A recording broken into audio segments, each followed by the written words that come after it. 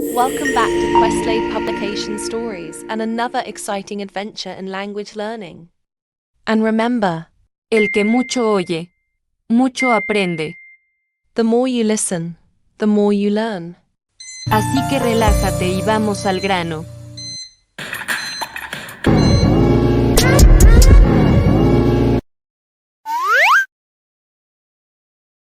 Los zapatos mágicos. Luca tenía zapatos nuevos. Eran rojos, con cordones largos y brillantes. Mamá le dijo, pruébalos.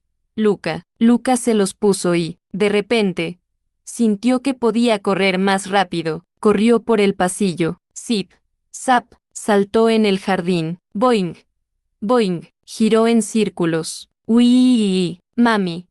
Estos zapatos son mágicos, dijo riendo. Mamá sonrió. No son mágicos.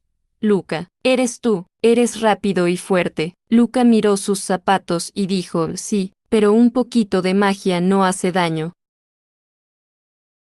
Can you recall the Spanish phrases we learned today? The Spanish phrases to remember are: Manzana, brillante, puso, fue por su jugo, rodar, cayó, debajo de, hasta, se detuvo, olió, miau, traviesa, manzanita. Now it's time for a challenge. Listen closely as we list the words in English.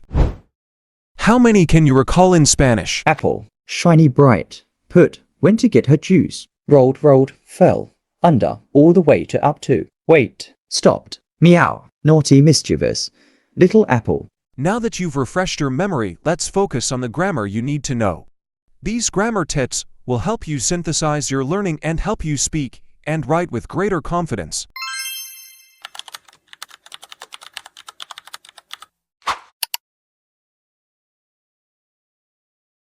First, we have the use of the preterite for actions. The preterite is used when we're talking about actions that are completed in the past.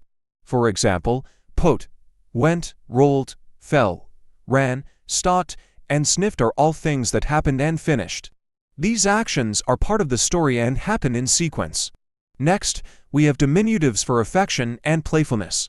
This adds a sweet touch to things in the story. Now, let's talk about sound effects and onomatopoeia. Onomatopoeia are words that represent sounds. For example, plot is the sound of the apple hitting the floor, and meow is the sound a cat makes. These fun sounds make the story more exciting. Finally, we have the personification of the apple. This means treating the apple like it's alive. For example, in the line, mischievous little apple. Remember, the preterite tells us about actions that are done and finished. Diminutives make things cute and playful. Onomatopoeia adds sound and fun.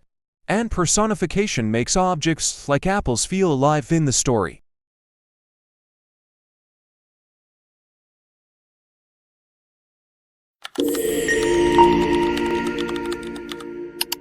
And that covers the grammar for this story. Great job listening, keep practicing, and we'll see you next time for another Questlade publication story. Until then, happy learning!